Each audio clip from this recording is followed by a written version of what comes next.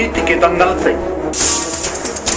युवाओं की आक्रोश तक हमसे जो टकराएगा खबरें जो जुड़ी हों,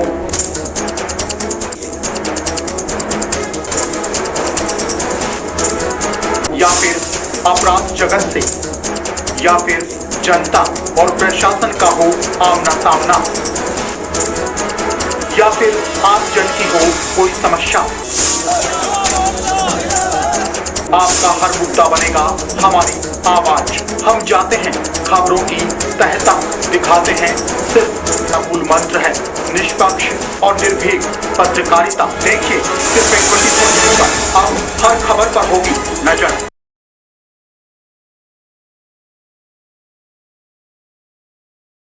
इस न्यूज के प्रायोजक हैं क्योरवेल डायग्नोस्टिक सेंटर। मालाखेड़ा फल सब्जी मंडी में इन दिनों 2000 से अधिक कट्टे की आवक हो रही है, जहां आसपास के सैकड़ों गांवों के किसान यहां पर लाल प्याज बेचने आ रहे हैं। मालाखेड़ा फल सब्जी मंडी में इन दिनों किसानों को गुणवत्ता के आधार पर सही दाम दिए जा रहे हैं। दुकानदारों का कहना है कि किसानों से खरीद की गई प्याज का उन्हें भुगतान गुणवत्ता के आधार पर किया जा रहा है तथा सूखी प्याज और गुणवत्ता पूर्वक प्याज 1700 रुपये प्रति क्विंटल की दर से बेची गई है। यह भाव दिन पे दिन बढ़ते जा रहे हैं। मंगलवार को मालाखेड़ा में कितने कट्टे की आवक हुई है, दाम क्या मिल रहे हैं यहाँ? मंगलवार को करीब 2000 कट्टे मालाखेड़ा मंडी में आए हुए हैं। आज बाजार में कुछ थोड़ी बहुत तेजी भी रही है। 1700 रुपये तक प्याज बिके हैं और नकद पेमेंट दिया जा रहा है। काश्तकारों को किसी तरह की कोई परेशानी नहीं हो रही। इस न्यूज के प्रायोजक हैं अपना घर शालीमार, एक घर हो सपनों का। 25 नवंबर को होने वाले विधानसभा चुनाव 2023 में संवेदनशील बूथों पर पुलिस एफएसटी और एसएसटी की टीम तैनात रहेगी ताकि भयमुक्त मतदान हो सके। यह कहना अलवर एसपी आनंद शर्मा का है। उन्होंने कहा कि चुनाव में 2 तरह के बूथ बनाए गए हैं, एक सामान्य दूसरा संवेदनशील बूथ। अभी कितने जिले में संवेदनशील बूथ है यह तो आगामी दिनों में साफ होगा, लेकिन सभी संवेदनशील बूथों पर पुलिस और पैरामिलिट्री के जवान तैनात रहेंगे। इससे पहले इसे इलाकों में फ्लैग मार्च निकाला जाएगा। लोगों के साथ CLG मीटिंग आयोजित की जाएगी ताकि वहां रह रहे लोग शांतिपूर्वक भयमुक्त मतदान कर सके, जिसकी सभी तैयारियां पूरी की जा रही है। अलवर पुलिस पूरी तरह से चुनाव कराने के लिए तैयार है।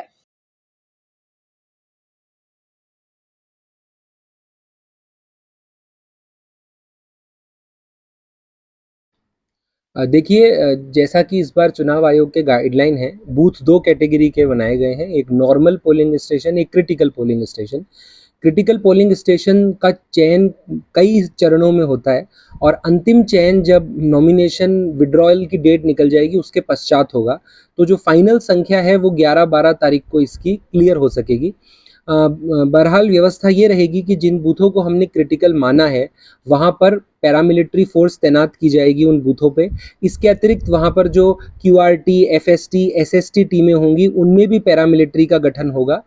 उन बूथों पर पुलिस के द्वारा, पैरामिलिट्री के द्वारा फ्लैग मार्च किया जाएगा, CLG मीटिंग आयोजित की जाएगी और वहाँ पर इस तरह की व्यवस्था की जाएगी कि जो कमज़ोर वर्ग के लोग हैं या जो वल्नरेबल वोटर हैं वो अपने मताधिकार का एकदम फ्री और फेयर तरीके से प्रयोग कर सकें और कोई भी डरा के, धमका के, इंटिमिडेट करके या प्रलोभन दे करके किसी भी प्रकार से चुनाव की जो प्रक्रिया है उसे किसी भी तरह से बाधित न कर सके, ये हम सुनिश्चित करेंगे। इस न्यूज के प्रायोजक हैं urban square Galleria food and multiplex सहित एक कंप्लीट शॉपिंग मॉल, अपना घर शालीमार अलवर। अलवर जिला अस्पताल के कोविड सेंटर के रात्रि गार्ड धोबी गट्टा निवासी 46 वर्षीय सतीश शर्मा की कुर्सी पर बैठे बैठे ही मौत हो गई। वह ड्यूटी पर आए थे, रात को ड्यूटी करते समय कुर्सी पर बैठे थे, सुबह कुर्सी पर ही मृत मिले। परिजनों ने पुलिस को बताया कि सतीश शर्मा आर्थिक रूप से तंग थे, मानसिक रूप से परेशान भी, और मृतक के परिजनों ने बताया कि सतीश शर्मा 3 से 4 साल से गार्ड ड्यूटी पर थे। कुछ माह पहले उन्हें हटा दिया गया था, उसके बाद आर्थिक परेशानी बढ़ गई, अब वापस से गार्ड की नौकरी पर आए थे। वहीं ठेकेदार बलवीर शर्मा का कहना है कि पिछले 7 दिन से गार्ड ड्यूटी पर आए थे। मुझे सुबह 6 बजे पता चला, उसके बाद परिजनों को सूचना दी। परिजनों ने बताया कि गार्ड के 2 बच्चे हैं, बेहद गरीब परिवार से हैं, बच्चे पढ़ाई करते हैं, पत्नी गृहिणी है। गार्ड ने 4 दिन पहले ठेकेदार से कुछ रुपए मांगे थे, लेकिन रुपए नहीं दिए। ड्यूटी कर रहे थे, गाड़ी नौकरी कर रहे थे। कहाँ पर? नहीं, हॉस्पिटल के पीछे। तो सुबह राउंड मार के आए थे, उसके बाद हम फिर बैठे बैठे को चले गए। किस चीज़ की ड्यूटी पे थे? गार्ड की ड्यूटी। क्या नाम है इनका? सतीश कुमार शर्मा। कहाँ के रहने वाले हैं? रहने वाले बैरियर के। अच्छा, यहाँ कितने दिन से कर रहे हैं ड्यूटी? 3 महीने। यहाँ तो 3-4 महीने से कर रहे हैं। अच्छा, किस तरह की सूचना मिली थी आपको? सूचना तो और किसी ने करी है, फोन इनका फोन क्या लेके सूचना दी थी? इनको पता नहीं क्या हो गया, या बजट पड़े हैं। उसके बाद ये बच्चे गए उनके, तो छोटे छोटे बच्चे हैं, रहने नहीं लिए। अच्छा, कितने बच्चे हैं इनके? 2 बच्चे हैं। तो शुरू से ही करते हैं गार्ड का काम? हाँ पोस्टमार्टम कराया जा रहा है? हाँ। इस न्यूज के प्रायोजक हैं क्योरवेल डायग्नोस्टिक सेंटर।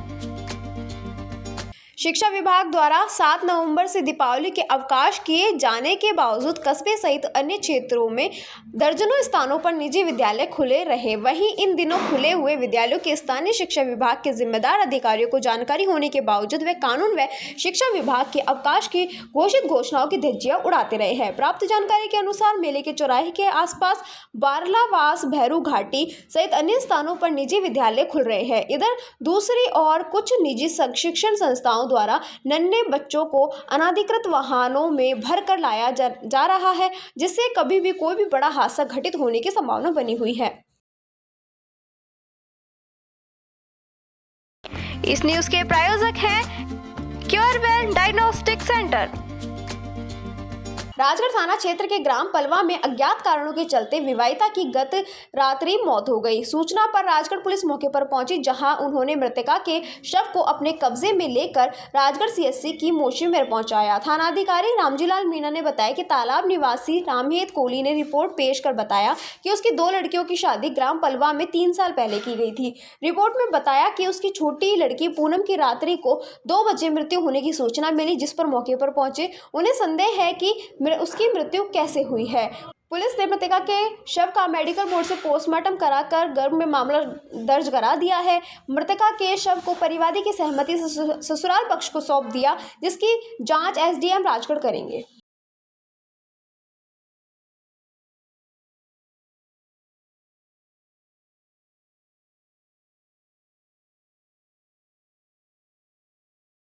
जी बताएं।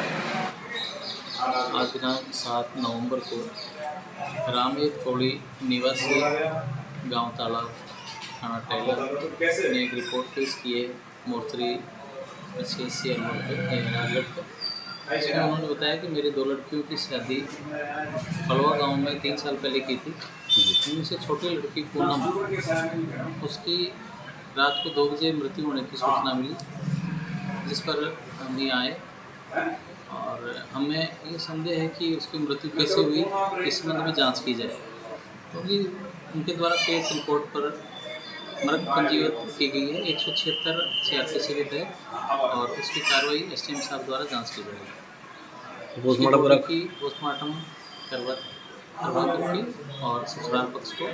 न्यूज के प्रायोजक हैं अपना घर शालीमार, एक घर हो सपनों का। अल्मोड़ा जिले के समीप स्थित भिवाड़ी जिले के शेखपुर अहिर थाना अंतर्गत गांव विनोलिया की रहने वाली सोनिया पत्नी सज्जन सिंह ने भिवाड़ी पुलिस अधीक्षक को लिखित में शिकायत देकर अपने पति व सास के खिलाफ अपनी ही बेटी की मौत का जिम्मेदार मानकर भिवाड़ी पुलिस अधीक्षक से इंसाफ करने की गुहार लगाई है। महिला सोनिया ने बताया कि पति व सास को बेटे की चाहत है, लेकिन उसे बेटा पैदा नहीं हुआ। महिला ने बताया, पति मुझे शराब पीकर मुझे मारता पीटता है। उसने बताया कि जब से शादी हुई है तभी से रुपये पैसे की मांग में बच्ची को जन्म न देकर बेटे को जन्म देने पर दबाव बनाकर मारता प्रताड़ित करता रहता है। प्रकरण के अनुसार राजस्थान के तिजारा तहसील थाना शेखपुर में 5 महीने पूर्व अपनी दूसरी बच्ची मीनाक्षी को जन्म दिया। तभी से सास और पति सहित ससुर भी मेरी बेटी मीनाक्षी पर निगाह बनाए हुए हैं। वहीं सोनिया को बेटा पैदा नहीं हुआ तो पति ने उसका गला दबाकर जान से मारने की कोशिश की है। सोनिया के पास एक 4 साल की बेटी मौजूद है। पीड़िता महिला सोनिया ने आरोपी पति व सास व ससुर व उसके घरवालों के खिलाफ पुलिस थाने में लिखित शिकायत की है। और बीते दिन जब सोनिया अपने घर पर लौटी तो 5 मांग की कि मीनाक्षी बेशुद्ध मिली। उसे आनंद फानंद में भिवाड़ी के एक निजी अस्पताल में लेकर गए, जहां से डॉक्टर ने उसे दूसरे अस्पताल के लिए रेफर कर दिया। वहीं देर शाम सोनिया और उसके परिजन भिवाड़ी जिला अस्पताल लाए, जहां पर डॉक्टरों ने 5 माह की मीनाक्षी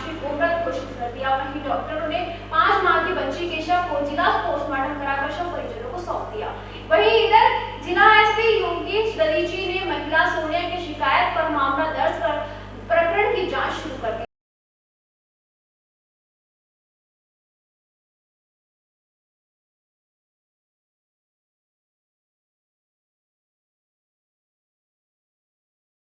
पाँच माह की बच्ची को जो दादी और पिता के ऊपर आरोप आ रहा है, सर उसके ऊपर क्या कहना चाहेंगे, क्या कहना है?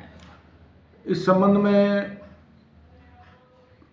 एक महिला सोनिया द्वारा एक प्रार्थना पत्र दे करके दिया है कि भाई मेरा पति और सास है जो दहेज भी मांगते थे मुझ पे और बच्ची को इस तरह से मार दिया है। इस संबंध में हमने मुकदमा दर्ज किया है, तो उसमें बच्ची का पोस्टमार्टम करा करके बोर्ड से पोस्टमार्टम कराया है और अग्रिम अनुसंधान किया जा रहा है।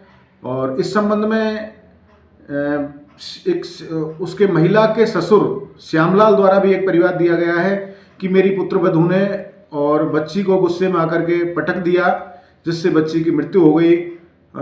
तो इस तरह के दोनों पक्षों ने परिवार में इस तरह के आरोप लगाए हैं दोनों पक्षों द्वारा, तो जिसकी गहनता से और बिल्कुल निष्पक्ष अनुसंधान किया जा रहा है। अनुसंधान में जैसा होगा उस हिसाब से कानूनी कार्रवाई की जाएगी। जी सर, बहुत बहुत धन्यवाद, थैंक यू। क्या नाम है आपका और कहाँ के रहने वाले हो? बताऊँ? हाँ यही बता। गांधी कोठी दिवाड़ी। गांधी कुटी में रहते हो? हाँ। तो आपको कैसे पता लगा? लड़की ने फ़ोन किया था हमारे पास कि पापा ऐसे तो बात है, लड़की की चोट आई है मेरी की, और मैं गई थी गांव में, प्रोग्राम हुआ था, मैं खाना खाने गई थी दावत में जी। और क्या नाम है पीछे तो मैं आई थी, घर पर देखी तो लड़की की चोट थी। मैंने पूछा तो वो डोगरी ने मेरी ने पटक दी थी बेड पे जी, उसके उठा के मार दी थी। वो उठा के मार दी। तो भिवाड़ी कैसे आए आप? भिवाड़ी फिर हमने लड़की ने फ़ोन किया तो हमने कही बेटा हमारे हैं और ऐसा ऐसे सरकारी हॉस्पिटल लगवा के ले चलेंगे। छोड़िए करी, बोली पापा रहने दो और क्या नाम है तुम सुबह आइए। अब रहने दो, सुबह आइए। तो फिर ये हमने कही हम सरकारी हॉस्पिटल में ले चलेंगे। तो ये लड़का बोला, लाली का है मेहमान, बोले कि ऐसा है हम लेके आने लड़की को। तो मैंने ऐसा सरकारी हॉस्पिटल में लेके आना कि नहीं गांधी हॉस्पिटल में लेके जाएंगे हम। तो जी आए लड़की को लेके गांधी हॉस्पिटल में लेके चले गए। गांधी हॉस्पिटल में फिर छोड़ के भाग रहे थे, कैसे क्या थे? गांधी हॉस्पिटल में फिर संडे था तो सिटी स्कैन कराने के उसको लड़की को लेके गए थे। वहाँ डॉक्टर ने इसकी बच्चे की मना कर दी थी।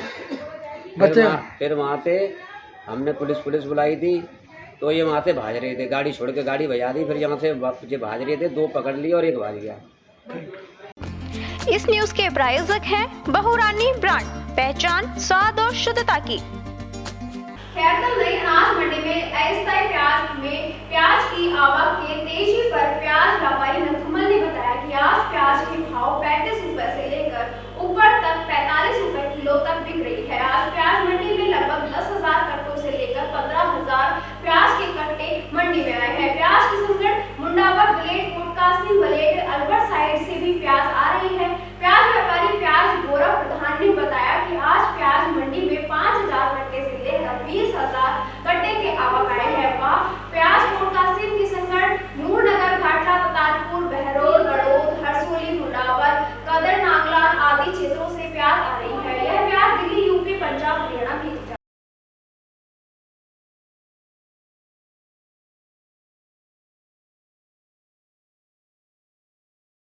इस न्यूज के प्रायोजक हैं urban square Galleria food and multiplex सहित एक कंप्लीट शॉपिंग मॉल, अपना घर शालीमार अलवर।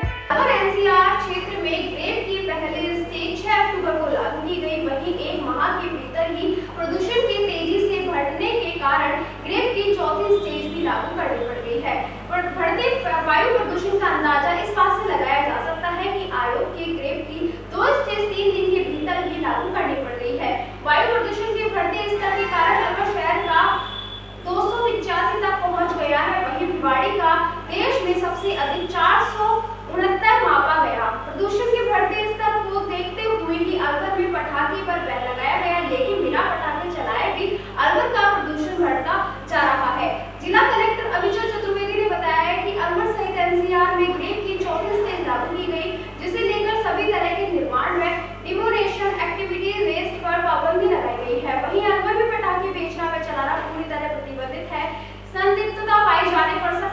सख्त कार्रवाई अमल में लाई जाएगी। वायु प्रदूषण की रोकथाम को लेकर शहर में पानी के स्प्रिंकलर व मैग्नेटिक स्वीपिंग मशीन से सड़कों की सफाई की जा रही है ताकि धूल हवा में न टिकी रहे और वायु की गुणवत्ता में सुधार।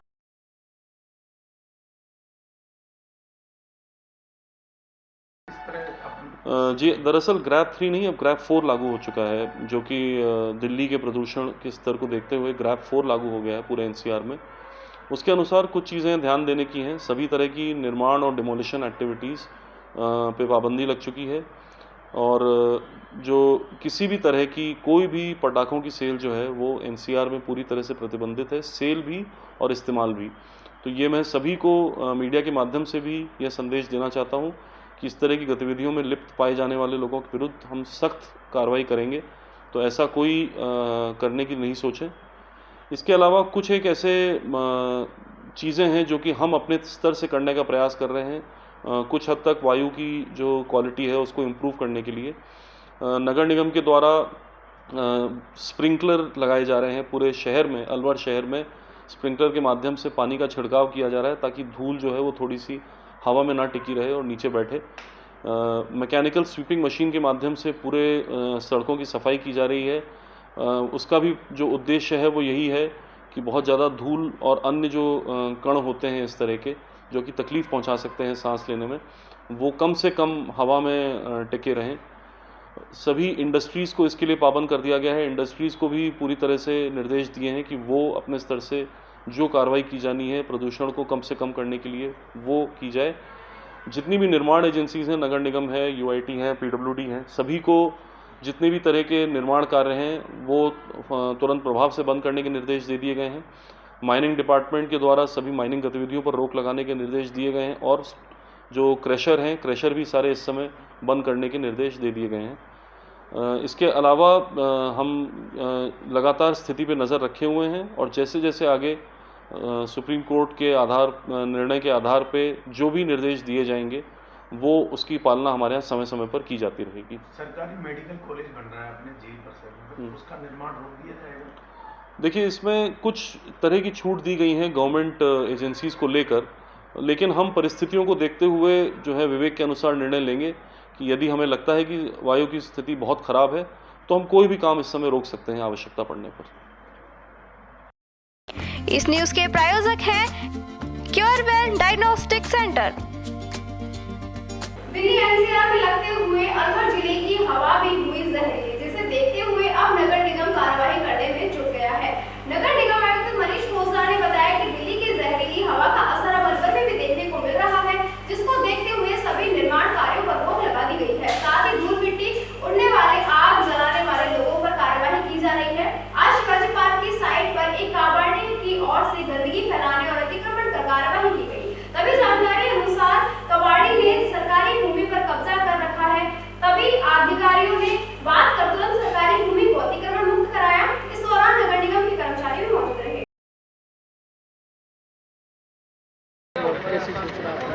एक तो ग्रैब 4 लग गया है एनसीआर रीजन में, दिल्ली एनसीआर रीजन में। उसके बाद जो है जितने भी निर्माण कार्य हैं और उनको रोके जाने की कार्रवाई की जा रही है।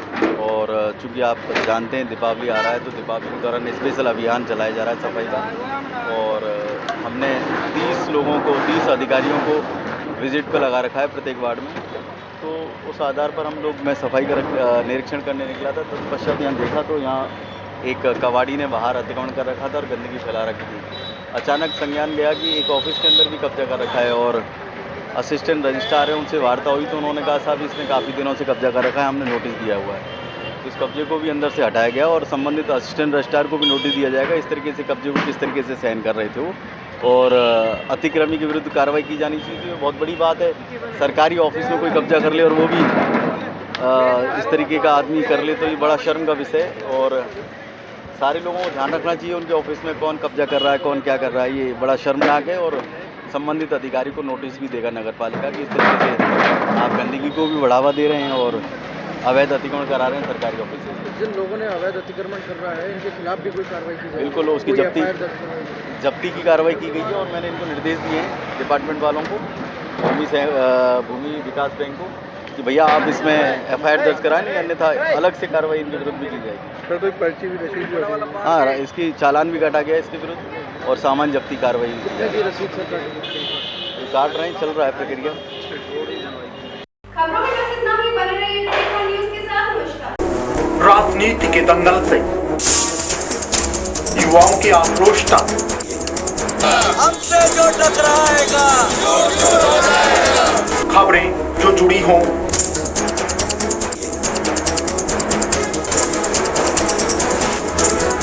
या फिर अपराध जगत से, या फिर जनता और प्रशासन का हो आमना सामना,